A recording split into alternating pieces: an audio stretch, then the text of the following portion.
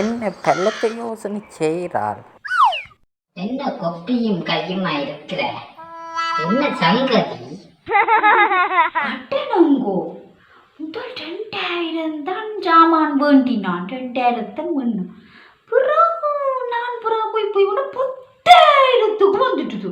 அதுதான் இருந்து யோசிக்கிறேன், இந்த 10,000 என்னட்டு கொடுக்க போறேன்ட்டு. எந்த கடையில வாண்டினி? குண்டலங்கன் கடையில வாண்டினி?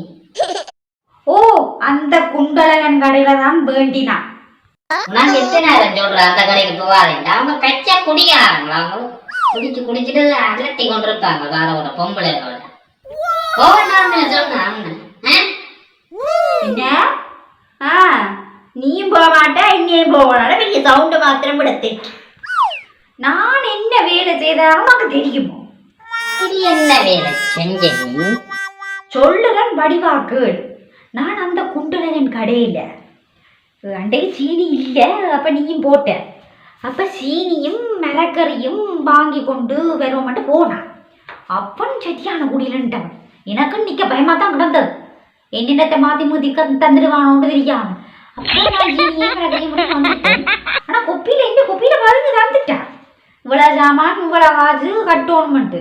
ஆனால் அவன் அந்த தண்டை கொப்பியில் பதிக்கல. நாங்கள் கடன் வேணுன்ட்டு அந்த கொப்பியில் பதிக்கல. அவனுக்கு குடி போதையில நீ இருந்தவன்.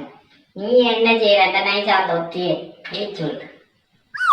இதைத்தானே நானும் யோசிச்சேன்.